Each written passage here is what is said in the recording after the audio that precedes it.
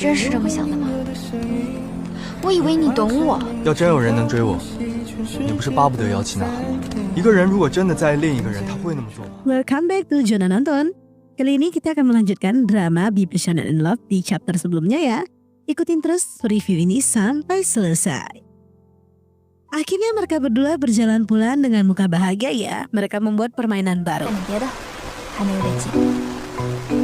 Ketika kembali ke kamar masing-masing, mereka pun senang kalau perasaan mereka berdua pun sudah kembali dipersatukan lagi. Dan tidak ada gengsi-gengsian lagi lah ya. Namun baru bahagia bentar, keesokan paginya Luzhou dibuat cemburu karena melihat Tanshu dan Suji jalan berduaan. Yang Chi pasti tahu temannya sedang merisau sekarang. Tapi dia nggak mau jujur. Hanya saja ekspresi muka cemburunya Luzhou tidak bisa disembunyikan sama sekali. Padahal nggak ada apa-apa kok di antara Tanshu dan Suji. Tanshu hanya datang main-main ke Beijing dan kebetulan kunjungi Universitas Huakwang. Dan memang orang yang dia kenal hanyalah Suji doang. Dia hanya sedikit curhat-curhat soal dirinya yang mengulang dan tekanan yang diterima dari orang tuanya. Suji sangat paham apa yang dirasakan Tanshu. Dia pun memberikan semangat supaya Tanshu tidak putus asa untuk memilih hal yang dia inginkan. Luzhou dan Yang Chi sudah selesai makan. Malah si Yang Chi mabuk parah. Dia membawa Yang Chi nginap di sebuah hotel. Bukannya istirahat, dia malah lanjut belajar loh. Waktu sudah pukul 4 subuh, dia tidak istirahat malah berniat ke tempat Suji untuk temenin sarapan pagi. Saat Luzhou menunggu di depan asrama, tidak ada tanda-tanda kemunculan Suji. Dia tunggu sampai pagi juga tidak ada Suji keluar buat pergi sarapan. Akhirnya Luzhou memutuskan buat pergi deh. Rupanya Suji bangun kesiangan cuy, karena semalam lembur buat belajar. Jadi dia tidak bangun untuk sarapan. Saat Suji di kampus, dia coba kirim pesan kepada Luzhou, tapi tidak ada jawaban. Dia mendapatkan pesan dari Tanshu untuk ditemenin keliling lagi, tapi dia tidak bisa temenin Tanshu dan dia minta tolong temennya yang buat temenin Tanshu. Saat dia menemui Luzhou, Luzhou malah kayak cuek bebek padanya. Dia juga kayak nggak gimana peduli soal Suji yang kirim pesan dan nggak dibalas. Suji aneh, apakah Luzhou bosan padanya? Luzhou malah merasa orang yang berpotensi bosan adalah kamu. Saat Luzhou berusaha untuk menenangkan diri dan ngajak Suji taruhan, Suji malah menerima pesan dari Tanshu lagi, yang membuat Luzhou tak bisa menahan kecemburuannya. Suji mulai aneh kenapa Luzhou demikian, padahal dia tahu kalau dirinya nggak suka sama Tanshu. Tapi menurut Luzhou, Suji tidak menghargai perasaannya, karena ketika dia pergi sama Tanshu, dia nggak ada kabarin dirinya sama sekali. Sampai dia yang harus melihatnya sendiri. Jika posisinya dibalik, kalau ada Guyan menemuiku, aku akan memberitahukan dirimu atau aku akan dengan tegas menolaknya. Tapi Suji malah tidak sebaliknya. Dia benar-benar kecewa sama Suji. Dia tahu Suji pasti mampu untuk menolaknya, tapi tidak memikirkan perasaannya sama sekali. Suji kembali ke asrama dengan perasaan sedih dan galau. Dia bingung kok tumben-tumbenan ya Luzhou bisa benar-benar marah seperti itu. Tapi dia kaget juga, meskipun sedang ngambek, Luzhou tetap titip ke temannya buat ngantarkan dia minuman loh. Yang Chi menghubungi Suji dan ngajak dia keluar makan, soalnya dia susah banget mencari kedua orang ini. Yang Chi sudah lapar banget, dia merasa nggak usah tunggu Luzhou lah, toh di mana ada kamu pasti dia akan muncul. Menurut Suji, Luzhou nggak akan muncul. Yang Chi mulai heran, emang rasa cemburu dia masih belum keluar. Akhirnya Yang Chi ceritakan kalau mereka itu minum kemarin. Terus dia bangun pagi untuk pergi temenin dirimu sarapan. Suji kaget karena dia tidak bertemu Luzhou dan Luzhou tak ada bilang apapun. Yang Chi akhirnya ungkapkan ke Suji bagaimana selama ini Luzhou menjalani hidup. Dia selama ini selalu menjadi yang terbaik di sekolahnya. Tapi nggak pernah dipuji, makanya dia selalu nurut-nurut aja apa yang diinginkan orang tuanya. Sebenarnya dia memendam semuanya sendiri sampai suatu saat dia ketemu sama Suji. Dia akhirnya memusatkan perhatian dia ke Suji, dia mulai ada rasa egois untuk bisa dekat sama Suji. Dia juga mendapatkan banyak masalah saat di kota Rui, dia harus menghadapi perceraian orang tuanya. Dia selalu memendamnya dan tak memperlihatkannya, karena begitu suka sama Suji, dia sampai ngambil gelang karet Suji loh, dan dia pakai kemana-mana. Suji akhirnya tahu betapa Luzhou bucin kepadanya. Kenapa dia tidak menyadari itu semua ya? Akhirnya dia memutuskan minta bantuan Yang Chi. Yang Chi dan ingin menemani Suji ke ruangan karaoke. Luzhou pun datang, tapi sangat terasa canggung.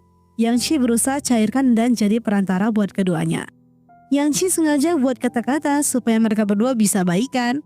这东西，心肝宝贝是你自己加的。 Ying dan Yang Qi pun beralasan kalau Ying harus segera kembali karena ada jam malam. Padahal mereka memang sengaja mau keduanya punya waktu buat berbicara loh. Ying merasa kalau Suji selama ini tak pernah menurunkan harga diri buat laki-laki. Tapi sekarang demi Lu Zhou dia begitu. Yang Qi juga merasa Lu Zhou selama ini gak pernah emosi sama sekali. Hanya Suji yang bisa membuat dia sampai seperti ini.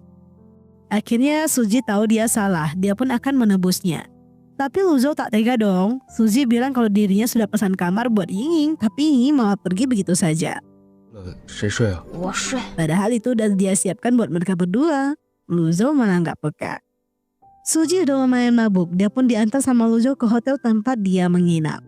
Mereka pun berpisah. Tapi ketika Suji melihat tidak ada sikat gigi dan berniat pergi beli, Lu Zhou malah masih menunggu di depan sana.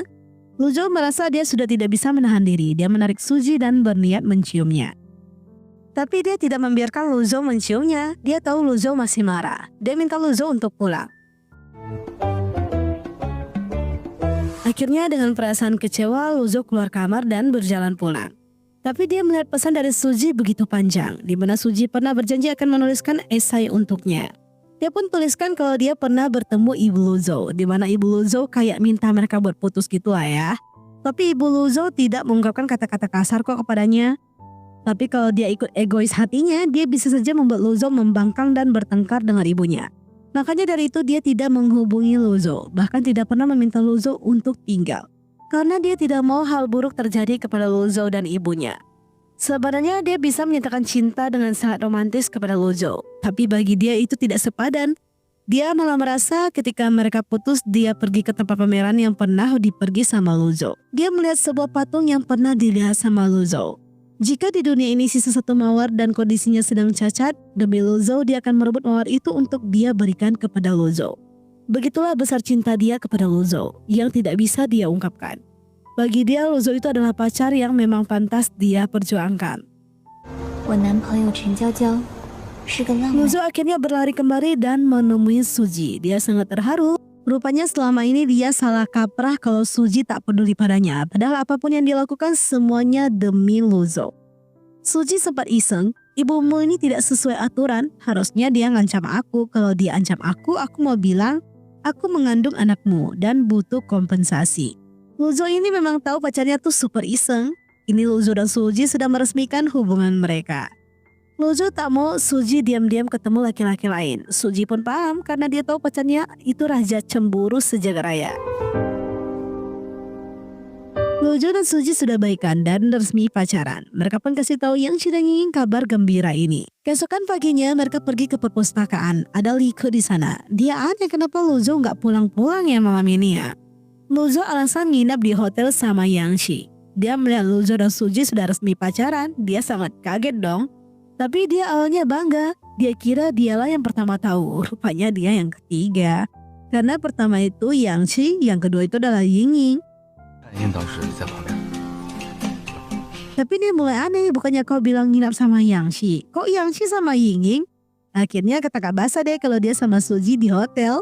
Selanjutnya di sini Xing Qi memberitahukan kalau dia sudah berada di Beijing. Lu Zhou kaget dan segera samperin dia. Lu Zhou marah kenapa Xing Qi berpenampilan seperti ini. Suji juga merasa Xing Qi kayak lampu lalu lintas.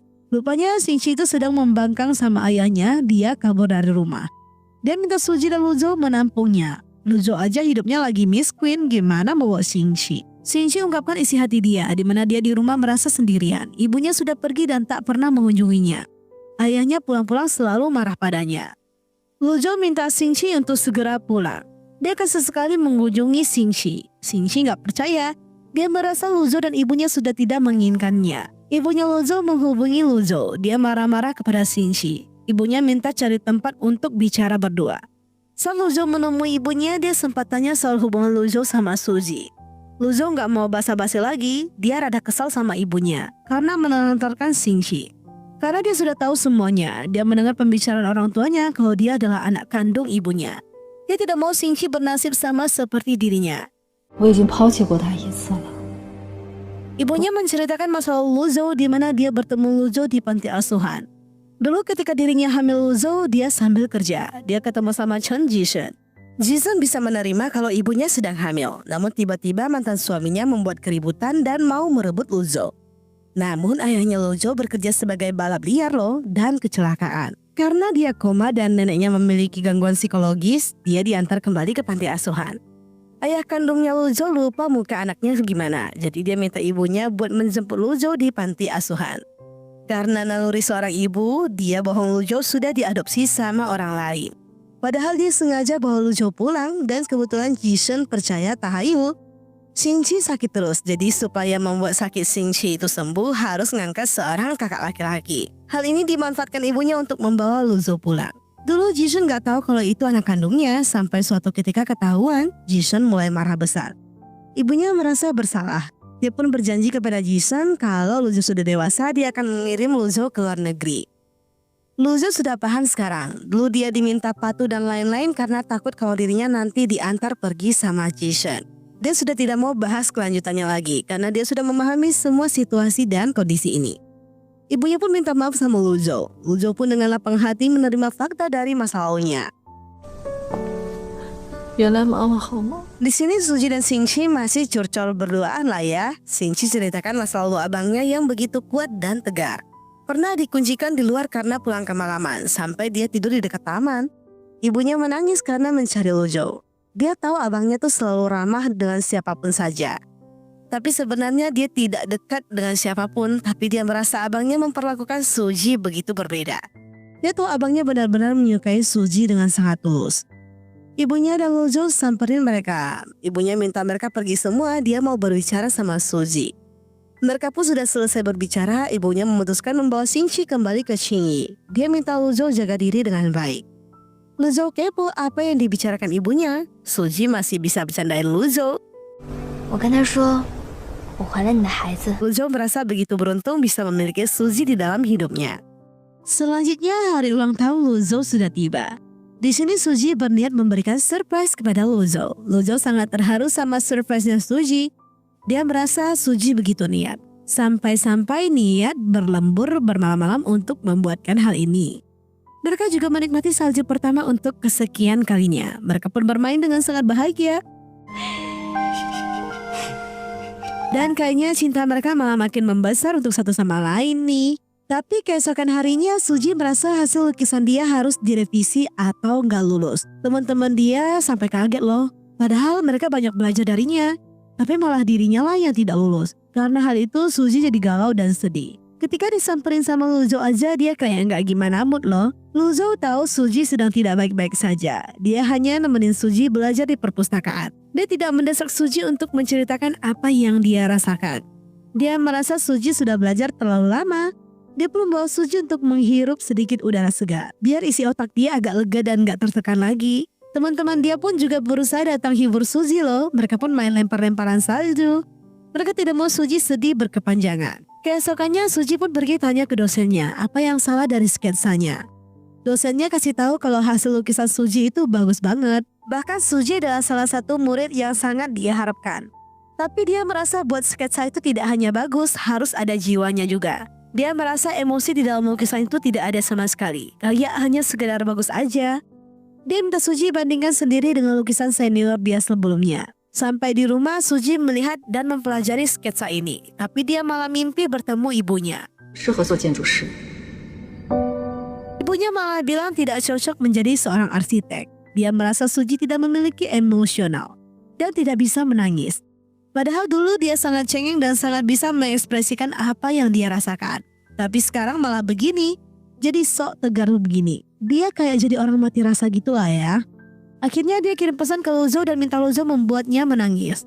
Luzo yakin ada yang gak beres pada pacarnya. Suji ceritakan kalau dia bermimpi buruk. Soal ibunya bilang dia yang tak berbakat menjadi seorang arsitek. Dia mending berhenti aja, toh dia tak memiliki emosional. Tak bisa menangis juga, itu ungkap ibunya di dalam mimpi itu. Luzo sadar, bener juga ya, kayaknya pas kita berantem juga kayaknya kamu agak menahan rasa emosimu sendiri. Dia minta Suji itu harus luapkan apa yang dia rasakan. Suji merasa dia seperti ini karena semenjak ibunya meninggal, banyak masalah yang terjadi di keluarganya. Banyak orang menuntut ayahnya karena ibunya meninggal dan proyek berhenti.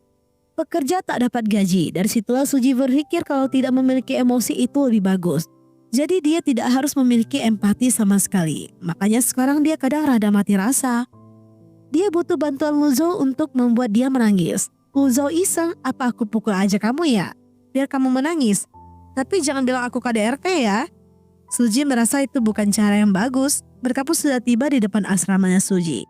Luzou mau ngajak Suji melakukan sesuatu hal besok.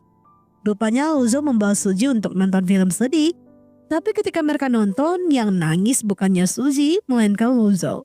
Luzou tersentuh sama film ini. Suji benar-benar mati rasa, cok. Dia tidak merasakan kesedihan sama sekali dari film Hachiko ini. Sampai di asrama, Suji mencari tahu soal orang-orang yang tidak bisa bersedih ketika nonton film Hachiko.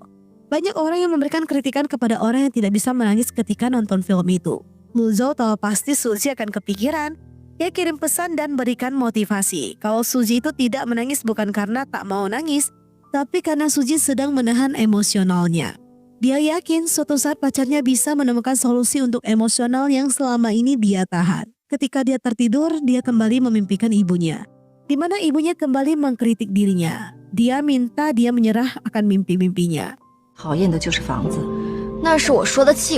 Suji tidak tinggal diam. Dia membalas semua perkataan ibunya di dalam mimpi itu. Dia ungkapkan apa yang selama ini tertanam di hatinya. Dia merasa ibunya tidak pernah memuji dia dari kecil. Sekarang ibunya malah meninggalkan mereka tanpa sepatah kata pun. Dia tidak bisa tinggal diam lagi. Dia mau keluarkan semua yang ada di hatinya. Dia berbicara sampai meneteskan air mata. Tiba-tiba ibunya menjauh dan menghilang. Dia pun terbangun dari mimpinya. Ketika Suji terlihat lelah, Luzou datang menghampirinya. Suji mendapatkan pesan dari Ying-Ying yang ngajak dia untuk pergi berdoa di sebuah pohon permohonan. Keduanya menyusul Ying-Ying dan Yang Shi. Tapi saat semuanya sudah tiba, ketika yang lain tidak melihat, Luzou mau diam-diam menggantungkan sebuah surat. Sayangnya hal itu tidak diizinkan. Ketika dia tahu cuaca begitu dingin, dia memberikan kodenya kepada Suji. Saat mereka merasa kegiatan mereka sudah mulai selesai, mereka pun kembali. Suji melihat sebuah surat jatuh dari kodenya Luzou. Dia membaca isi surat itu. Rupanya isi surat itu berisikan permohonan Luzou kepada ibunya Suji. Dia kasih tahu kalau Suji itu sangat ngefans dan sangat menyayangi ibunya. Suji adalah putri yang sangat bisa dibanggakan karena dia sangat berprestasi di sekolah. Dia minta ibunya untuk datang ke mimpinya Suji dan memuji Suji supaya Suji bisa memiliki semangat untuk melanjutkan apa yang dia cita-citakan. Dia tahu ibunya Suji sangat menyayangi Suji. Suji yang membaca surat itu akhirnya terharu. Dia dengan cepat berlari menghampiri Luzou dan dia kasih tahu kalau dia sudah membaca surat itu. Dia berterima kasih kepada Luzou yang sudah se-effort itu membantunya. Luzou menceritakan sebenarnya dia ada ketemu sama ayah Suji sebelum ke Beijing. Ayah Suji yang sedang mabuk berkata dia sangat khawatir kepada Suji bersama Luzou. Karena bagi dia semua pria itu sama aja, tidak ada yang baik. Dia takut Luzou main-main sama anaknya. Suji aneh kenapa ayahnya nggak cerita ya soal dirinya ketemu Luzou. Padahal Suji berencana ceritakan ke ayahnya soal hubungan mereka loh. Luzou merasa itu bukanlah waktu yang tepat. Dia merasa ayah Suji masih belum mempercayainya. Karena dia takut Luzou merebut putri kesayangannya. Dia minta cari waktu yang tepat baru katakan. Saat Suji telepon ayahnya yang angkat seorang wanita. Wanita itu ngaku sebagai perawat ayahnya. Padahal fakta aslinya ayah dia sekarang sudah punya ayang beb loh. Dia adalah wanita ini. Kebetulan wanita ini orangnya baik sih. Mereka berdua memang sudah saling suka dan memang sudah resmi berpacaran. Hanya saja ayahnya masih belum berani kasih tahu Suji. Waktu berjalan sangat cepat. Liburan musim dingin sudah tiba. Suji harus pulang kampung. Sedangkan Luzou nggak bisa karena dia ada ikut kompetisi. Jadi mereka harus LDR dulu deh. Suji pun telah kembali ke Qingyi. Dia disambut sama ayahnya. Ayahnya tentu saja sangat excited menyambut kedatangan putri sematawayangnya ini loh. Saat tiba di rumah, ayahnya dengan excited mau buatkan anaknya makanan. Mereka juga mendapatkan kunjungan dari Ying-Ying dan ayahnya. Ying-Ying sangat senang melihat Suji pulang. Keduanya pun curhat-curhat dong ya. Suji mengetahui kalau Ying-Ying kini sudah menyukai Yang Shi loh. Mereka berjanji satu sama lain untuk menyimpan rahasia kepada orang tua masing-masing. Mereka pun makan malam bersama. Waktu Ying sudah habis, dia harus kembali belajar lagi. Ayahnya menariknya untuk segera pulang. Saat Suji dan ayahnya nonton bareng, mereka sama-sama saling tunggu satu sama lain loh. Tunggu punya tunggu, mereka pun berkata kalau mereka sudah ngantuk.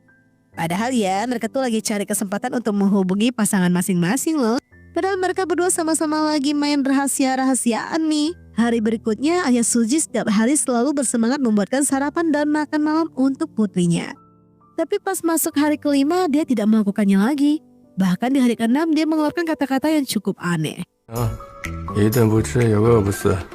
Suji merasa ayahnya berubah. Dia melihat ayahnya selalu fokus pada ponselnya terus. Sampai tanya kapan dia kembali ke kampus loh. Suji pun curhat ke pacarnya soal perubahan sikap ayahnya yang makin hari makin aneh. Tapi dia mendengar Luzhou sedang ngumpul sama teman-temannya. Dia mulai isengin Luzhou. Soal dia nanti akan cemburu karena Luzhou keluar sama ciwi-ciwi. Dia juga sengaja bilang kalau dia awalnya mau bilang rindu. Sekarang dia mau tarik kata-katanya. Dia mematikan ponselnya. Luzhou merasa pasti Suji lagi main ngambek-ngambekan nih. Suji mendengar ayahnya ada keadaan darurat di rumah sakit dan buru-buru pergi. Dia kembali dibuat kesepian lagi. Dengan sikap ayahnya yang fokus pada rumah sakit terus-menerus. Tapi ketika dia mencoba ke rumah sakit mencari ayahnya, dia melihat ayahnya bersama seorang wanita loh. Dan dia mendengar pembicaraan mereka. Dia pun mengetahui kalau ayahnya memang sudah memiliki seorang kekasih sekarang. Dia pun menghampiri mereka. Dia berkata pada ayahnya kalau ponsel ayahnya tertinggal. Dia juga minta ayahnya ke depannya bawa wanita itu ke rumah mereka untuk makan bareng. Ayahnya nggak nyangka putrinya bisa menerima kalau ayahnya memiliki kekasih lagi. Selanjutnya Luzhou mencoba hubungi Suji berkali-kali, tapi tidak ada jawaban. Dia mulai khawatir. Dia takut Suji benar-benar marah soal dia yang ngumpul sama ciwi-ciwi ini. Dan mau memutuskan hubungan mereka. Dia yang mulai panik pun mencari tiket pesawat ke Qingyi malam itu juga. Ketika Suji pulang ke rumah, Ying kasih tahu kalau Luzhou mencarinya dengan sangat panik. Sampai-sampai sudah beli tiket mau pulang ke Qingyi loh. Suji pun menghubungi Luzhou. Luzhou kayak agak keras lah ya ngomongnya. Suji aja sampai kaget. Luzhou itu takut ada apa-apa sama hubungan mereka, jadi dia tidak bisa diam saja. Kalau Suji tiba-tiba tidak ada kabar begitu. Suji jelaskan kalau ponselnya tertinggal. Dan dia ke rumah sakit menyusul ayahnya. Dia kasih tahu juga kalau ayah sudah memiliki kasih dan lain-lain. Di sini Suji berusaha membujuk Luzhou untuk kembali karena dia tidak mau usaha Luzhou sia-sia karena kompetisi sudah dekat. Luzhou awalnya kekeh mau ketemu, tapi Suji berusaha pelan-pelan kasih pengertian dan Luzhou pun mengerti. Dia nggak jadi ke bandara dan kembali ke asrama. Malam tahun baru pun sudah tiba. Mereka pun melakukan makan malam bersama. Tapi di sini Suji mendapatkan surprise. Rupanya Luzhou datang ke Qingyi untuk samperin dirinya. Tentu saja dia senang. Karena mereka bisa melepaskan rindu. Meskipun dia kesal sedikit sih dibohongi sama teman-temannya. Saat mereka asik bersama, ayah Suji tiba-tiba datang dong. Luzhou dengan berbagai cara mencari alasan. Ayahnya tidak membiarkan putrinya lama-lama bersama Luzhou. Dia dengan segera menarik putrinya untuk segera masuk ke dalam rumah. Ketika Luzhou dan teman-temannya pergi berjalan-jalan sejenak, mereka ketemu sama Guyen. Rupanya teman-teman lama pada pulkan merayakan tahun baru. Luzhou pun kembali ke rumahnya. Memang ini rumah yang sudah dia beli juga sih. Dan dia pernah meminta Suji ke rumahnya kalau sedang bosan dan lain-lain. Dan memperbolehkan Suji untuk mendesainnya. Ketika dia masuk, dia senang dong ya. Rupanya memang sudah diurus dengan cantik sama Suji. Sayangnya semut tidak dikerjakan dengan baik loh. Alias belum benar-benar tuntas pengerjaannya. Yang ada malah pada tidak terpaku dengan baik. Selanjutnya di sini Xingqi datang berkunjung ke rumah abangnya. Dia merasakan kenyamanan di sini. Dia berniat tinggal sama abangnya. Abangnya tentu saja tidak akan mengizinkannya. Dia minta adiknya jangan banyak bacot dan segera tidur. Besok dia akan antar dia kembali ke rumah. Saat Luzhou antar adiknya kembali, ayahnya mendengar kedatangan Luzhou. Dia pun berbicara sejenak. Nampak sekali muka penyesalan dari ayahnya. Dia merasa Luzhou itu anak yang baik dan bisa dibanggakan. Bahkan banyak orang tua iri yang ingin memiliki anak seperti Luzhou. Tapi dia malah berbuat sebaliknya, menjadi ayah yang buruk. Dan malah kekeh mau kirim Luzhou jauh-jauh dari keluarganya. Ayahnya sangat menyesal atas sikap dia di masa lalu. Dia yang sudah menghancurkan keluarga ini. Namun dia berharap Luzhou bisa datang kapan saja dan tetap anggap rumah ini menjadi rumah keluarganya. Luzhou sudah melupakan semua masa lalu itu. Dia tidak marah sama sekali. Dia malah akan mengunjungi ayahnya dan adiknya sesekali. Jika dia memiliki waktu. Di sisi lain, Suji pergi liburan ke kampung neneknya. Luzhou jadi bingung, gimana nih? Koper dia masih disita sama ayahnya. Dan ayahnya masih belum tahu kapan mau pulang. Suji pun diskusi sama ayahnya soal hubungan dia sama Luzhou. Ayahnya sih bukan tidak setuju dia sama Luzhou ya. Cuma dia tidak mau Suji terlalu gampang didapatkan. Dia mau lihat perjuangannya Luzhou. supaya kedepannya Luzou tidak dengan gampang mencapakan putrinya. Jadi dia harus perlihatkan wibawanya. Selanjutnya mereka sudah bisa menerima keadaan di mana mereka masing-masing sudah punya pasangan. Mereka pun berjanji buat makan malam bareng. Luzou dan Dr. Wei datang berkunjung. Luzou nampak begitu gugup. Suasana begitu hangat.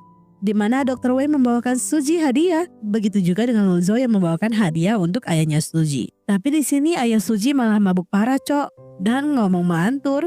Dia malah main ikat-ikat rambut di kepalanya Luzou. Luzou hanya bisa pasrah aja. Makan malam pun telah selesai. Suji antar Luzou kembali. Tapi ketika tiba di rumah Luzou masih agak tipsi-tipsi gitu lah ya. Dia tidak lupa memberikan Suji hadiah tahun baru, di mana dia berikan boneka anjing kecil yang sering mereka pakai sebagai tanda kiasan kata-kata menyukai satu sama lain. Suji senang kalau Luzou selalu memperhatikan hal-hal kecil seperti ini. Selanjutnya di sini ayah Suji mendapatkan kunjungan dari ibu Luzou. Ibu Luzou mulai kaget. Rupanya teman lamanya adalah ayahnya Suji loh. Mereka tidak menyangka anak mereka berdua itu akan bersama. Tapi ketika ayah Suji mau bahas soal ayahnya Luzou, ibunya hentikan. Dia tak mau bahas yang sudah lalu. Pembicaraan mereka berdua terdengar sama Suji dan Luzou, di mana ada kata-kata yang cukup ambigu, yang mereka tidak mengerti maksudnya. Mereka pun tidak jadi masuk dan malah menerka yang aneh-aneh. Sampai di rumah Luzou, Suji merasa mereka harus putus dulu deh. Luzou malah ikutan iya-iyain aja dong. Mereka mau putus dulu sampai menemukan kebenaran. Saat Suji mau pergi, Luzou menahannya. Dia tidak akan putus dengan mudah. Bagi dia mereka tidak akan pernah putus kecuali Suji sudah tidak mencintainya lagi. Suji merasa Luzou memang sama sekali tidak mirip dengan ayahnya. Tapi dia masih tidak tenang, dia mau cari tahu. Saat Luzou menahannya dan meminta cium sebelum pergi. Ketika sampai di rumah, Suji mulai pancing ayahnya dong ya. Ayahnya malah ikutan lurus-luruskan aja omongannya Suji. Dia merasa anaknya enggak masuk akal pembicaraannya. Suji merasa dia tidak bisa mendapatkan info. Dia kasih tahu Luzou, dia masih belum dapat kepastian. Luzou kasih tahu riwayat ayahnya sesuai yang diceritakan ibunya. Suji merasa sepertinya ada orang yang mirip seperti yang dijelaskan Luzou sih. Suji menyebutkan nama Paman Fu. Ayah Suji tahu kalau Suji sedang cari tahu identitas ayahnya Luzou. Luzou pun pergi menemui ibunya dan tanya kebenaran soal ayah dia itu apakah benar Paman Fu. Ibu Luzou tidak bisa mengelak lagi. Begitu juga ayah Suji yang sudah tidak bisa menyembunyikannya lagi. Semua kisah masa lalu mereka juga cukup pahit. Karena memang Paman Fu dulu tidak mau menikah muda dan tidak tahu kalau ibunya Luzou sedang mengandung anaknya. Tapi ketika dia tahu ibu Luzou mengandung, dia pun mau ambil kembali Luzou dan mau merawatnya. Naasnya Paman Fu kecelakaan dan agak lupa sama Luzou. Dan akhirnya Luzou berakhir di panti asuhan dan kembali diambil sama ibunya. Begitulah kisah aslinya. Luzou dan Suji pun sudah tahu fakta yang sebenarnya. Suji sedih melihat nasibnya Luzou yang selama ini rupanya anak kandung dari ibunya. Tapi dia tetap dibohongi sampai sedewasa ini. Luzou merasa Paman Fu tidak perlu tahu kalau dirinya adalah putranya. Dia benar-benar mau melupakan masa lalu itu dan biarkan semuanya seperti ini saja. Luzou benar-benar hanya memiliki Suji saja sekarang. Selanjutnya ayah Suji masuk rumah sakit dengan kaki yang terkilir karena tertabrak orang di jalan. Luzou dan Suji pergi mengunjunginya. Tidak lama muncullah Paman Fu. Dia pun seperti biasa dengan gaya tengilnya. Tapi respon Suji kayak nggak gitu nyambut lah ya. Bahkan dikasih angpau juga dia udah nggak mau. Padahal Suji itu paling suka uang loh. Tidak lama Luzou juga berencana pergi dari ruangan itu. Suji memilih untuk ikut juga. Paman Fu mulai aneh. Kenapa tingkah anak-anak ini mendadak seperti itu terhadap dirinya? Dia merasa Suji jadi berubah semenjak pacaran sama Luzou. Ayah Suji berkata kalau Luzou adalah anak dari Lian Hui, mantan pacarnya Paman Fu. Paman Fu memutuskan untuk menemui ibu Luzou dong. Dia mempertanyakan soal kebenaran Luzou. Dan ibu Luzou tidak menepis. Lagian juga udah berlalu, Paman Fu merasa bersalah kali ini. Karena dianggap menelantarkan mereka berdua. Dia mau membalas semuanya dengan memberikan seluruh harta dia kepada Luzou. Ibu Luzou mah udah tahu anak dia tidak akan membutuhkan semua itu. Dia juga sudah nggak mau jelaskan panjang lebar. Karena bagi ibunya sudah tidak ada yang bisa dibicarakan di antara mereka berdua. Akhirnya Paman Fu hanya bisa meminta bantuan ayah Suji untuk menyerahkan sebuah angpau kepada Luzou. Dia mau Luzou membuka isi angpau itu. Dan ternyata di dalamnya terdapat tiket ke tempat ruangan tinju gitu lah ya. Suji pun kasih tahu Luzou bagaimana Paman Fu bersikap kepadanya ketika dia masih kecil. Paman Fu termasuk orang baik yang selalu membantu keluarga Suji. Dia juga selalu melindungi Suji jika ada yang menindasnya. Bahkan Paman Fu lah yang selama ini mengajari dirinya bermain balap motor dan lain-lain. Banyaklah jasa Paman Fu terhadap Suji dan keluarganya. Sedangkan di sisi lain Paman Fu kasih tahu kalau dirinya memberikan tiket tinju. Dia sengaja memberikan 2 lembar. Dia akan membiarkan Lu Zhou memukulnya untuk membalas perbuatan dia di zaman dulu. Dia yakin Lu Zhou akan membawa Suji bersamanya. Paling tidak dia akan bersikap sedikit lembutlah terhadap diriku. Dia tidak akan menghajarku habis-habisan. Ayah Suji malah tidak berpikir demikian. Lu Zhou akhirnya memutuskan untuk datang. Dia pun bertarung bersama Paman Fu. Dia memukul Paman Fu tanpa ampun. Dia merasa Paman Fu pantas mendapatkannya. Tapi dia menghentikan pukulan dia ke mukanya dan meminta mereka jangan bertemu lagi saja. Paman Fu mau jelaskan kalau dia ada berusaha cari Lu Zhou di panti. Lu Zhou sudah tidak mau dengar. Yang ada dia makin kesel karena sikap ayahnya.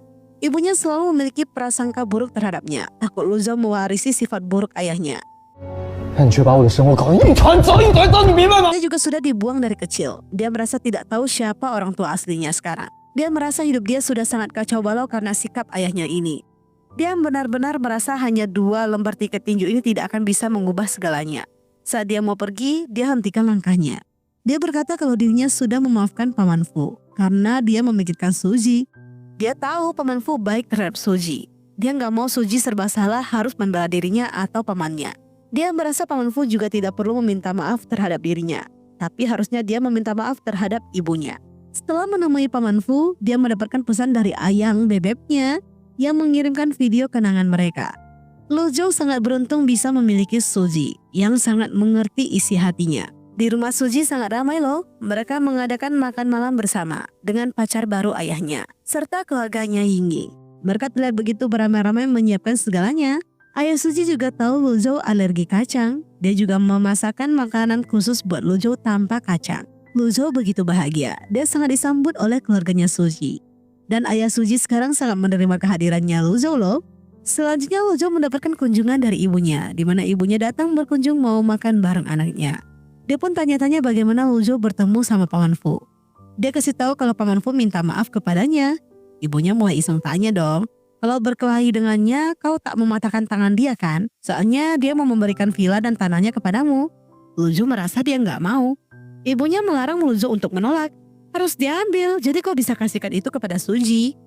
Lu Zhou mulai senang, ibunya begitu care kepada dirinya dan Suji sekarang. Dia pun akhirnya membantu ibunya menyiapkan makanan untuk mereka deh. Hari-hari makin berlalu, Suji juga sudah semakin bersinar. Dia sampai jadi pembicara di sekolah lamanya loh. Ayahnya dan Dr. Wei mensupport kegiatan Suji. Tidak lupa Lu Zhou juga datang berkunjung dari Beijing. Dia merasa pacarnya sangat bisa dibanggakan sekarang karena dia semakin dekat sama cita-citanya. 4 tahun berlalu, tidak terasa keduanya sudah makin dekat. Bahkan sudah terbiasa Suji nginap di rumahnya Lu Zhou. Tapi Suji melihat ponsel Lu Zhou seperti sedang merencanakan pernikahan gitulah ya. Dia mulai berpikir kalau Lu Zhou pasti sedang diam-diam menyiapkan sesuatu nih. Dia pun terus ngikutin Lu Zhou kemanapun. Sampai di perpus aja dia diam-diam lihat apa yang sedang dibaca sama Lu Zhou loh. Tapi persembunyian dia tidak tahan lama dan ketangkap basah sama Lu Zhou. Namun dia tidak akan jujur alasan dia kenapa diam-diam ngikutin Lu Zhou. Lu Zhou juga sudah semakin dekat sama ayah Suji. Ayah Suji merasa senang, dia tidak kehilangan seorang putri, malah dia merasa menambah seorang putra yang cukup baik. Dia sangat membanggakan Lu Zhou. Suji dan Lu Zhou tidak segan-segan bercanda di depan ayah dan ibu sambungnya Suji loh. 我觉得他以后可能会有暴力倾向，你管管。 Mereka terlihat begitu akrab banget, sudah seperti keluarga yang super dekat. Tapi tiba-tiba Yang Qi muncul, dia mulai bingung kenapa dia tidak bisa menemukan keberadaan Yingying ya. Dia dan Yingying sudah berpacaran loh guys, namun Yang Qi dan Yingying bukanlah pasangan yang adem ayem ya, ada aja berantemnya. Yang Qi meminta bantuan teman-temannya untuk mempertemukan dirinya dengan Yingying. Kebetulan Suji tahu keberadaan Yingying sih, mereka pun nyusul Yingying di sebuah kedai. Yingying masih nampak begitu kesel sama Yang Qi. Lu Zhou membawa Yang Qi pergi biar para wanita itu ada waktu buat berbicara. Lu Zhou memberikan beberapa nasihat. Bagi dirinya laki-laki harus mengalah.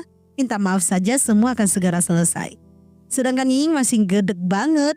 Ketika Suji bahas Yang Qi aja dia agak sedikit bad mood. Kedua pria itu kembali membawakan buket bunga. Yingying merasa dia tidak bisa dirayu dengan mudah. Dan dia pun mendapatkan panggilan kerjaan dan harus segera pergi. Yang Qi dengan segera mengikutinya. Berbeda sama Suji. Suji mengira Lu Zhou ada maksud aneh nih. Kenapa tiba-tiba memberikan dirinya bunga ya? Dia sudah berpikir kalau Lu Zhou mau melamar dia nih. Rupanya tidak sesuai ekspektasinya. Selanjutnya Ying sedang melakukan wawancara. Melihat ada pria rese kepada Ying, Yang Chi dengan segera membantunya. Akhirnya mereka berdua pun bisa baikan. Dan Yang Chi juga memberitahukan kekhawatiran dia tentang pekerjaannya Ying. Ying paham maksud baik pacarnya ini kok. Hari berikutnya Suji dan Luzo berjalan-jalan di Qingyi. Mereka pun sambil mengingat kembali kenangan masa SMA mereka. Mereka pun menuju ke arah rumah lamanya Luzo. Ketika Suji masuk, dia mulai kaget. Rupanya sudah ada teman-teman mereka yang di sana memberikan surprise kepadanya. Dia sangat kaget, rupanya ini sudah direncanakan semua sama Luzo loh. Luzo mempersiapkan pesta lamaran kecil-kecilan untuk Suji. Dan yang tak disangka-sangka, rupanya di dalam boneka anjing kecil pemberian Luzo itu ada isi cincinnya loh. Suji selama ini gak sadar sama sekali. Luzo pun memberanikan diri melamar Suji di depan para sahabatnya. Tentu saja Suji tidak akan menolak karena dia juga sudah kecintaan banget sama Luzo.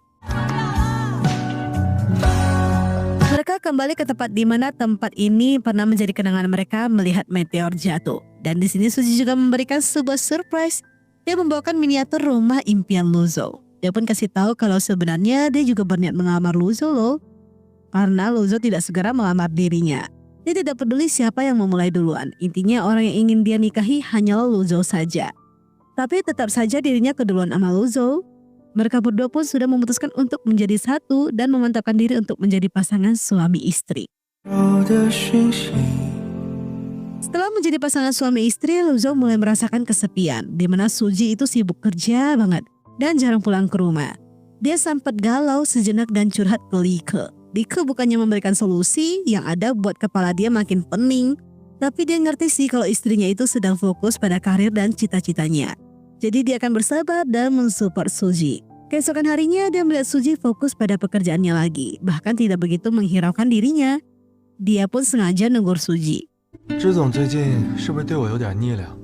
Suji nggak mau ikut di permainan Luzo, dia minta Luzo mengerti kesibukannya. Luzo juga tidak bisa marah kepada Suji sih ya. Dia hanya bisa sabar dan bersabar saja. Sampai di kota Rui dia pun merasa begitu kesepian. Harusnya selesai nikah mereka bisa makin dekat. Ini malah dia merasa hubungan mereka semakin menjauh. Ketika dia nonton bioskop, dia sampai membayangkan kalau ada Suji di sampingnya. Sayangnya itu hanya imajinasinya saja. Ketika Luzo mencoba menghubungi Suji, ponselnya juga tidak aktif. Saat dia berjalan keluar, dia mulai kaget. Suji benar-benar muncul di hadapannya dan menyusulnya di kota Rui. Keduanya langsung sama-sama melepas rindu dong ya. Rupanya selama ini Suji begitu sibuk, dia memang sengaja mau selesaikan semua pekerjaan dia. Sehingga dia bisa menyusul Luzo ke kota Rui untuk merayakan hari jadian ke-5 tahun mereka. Luzo merasa senang kalau Suji begitu berjuang untuk cinta mereka. Luzo membawa Suji ke sebuah tempat. Dia memotret Suji dan memperlihatkan kepada Suji bahwa tempat yang mereka foto ini adalah tempat sebelumnya yang dikunjungi ibunya Suji, seperti yang ada di foto profilnya. Luzo memperlihatkan sesuatu hal lagi, di mana gedung yang selama ini dibanggakan sama ibunya adalah gedung yang dirinya dan teman-temannya rancang. Di sana juga tercatat nama ibu Suji. Suji begitu terharu. Luzo bisa menemukan hal ini. Hal yang belum tentu bisa dia temukan. Ketika dia kembali ke penginapan, Luzo sudah menyiapkan sekotak hadiah untuk Suji. Suji membukanya, di mana di dalam itu berisikan gambar-gambar yang mungkin akan disukai Suji. Dia dengan effort memotret dan menulis keterangan-keterangan yang dia rasakan saat LDR sama Suji. Suji bahagia banget kalau dia bisa dicintai begitu gila-gilaan oleh Luzo. Keduanya pun menikmati jalan-jalan berdua ini. Berasa lagi bulan madu gitu lah ya. Tidak ada hal lain yang mereka rasakan selain rasa bahagia bisa saling mencintai satu sama lain. Oke guys, happy ending ya. Sampaikan selamat tinggal kepada pasangan Suji dan Luzo. Hubungan mereka pun melaju terus sampai selama-lamanya dan dikelilingi oleh orang-orang tercinta mereka. Happy ending. Jika kalian menyukai video ini, jangan lupa untuk klik like, comment, and subscribe, and share-nya ya. Kita berjumpa lagi di review drama selanjutnya. See you in the next video, and bye-bye.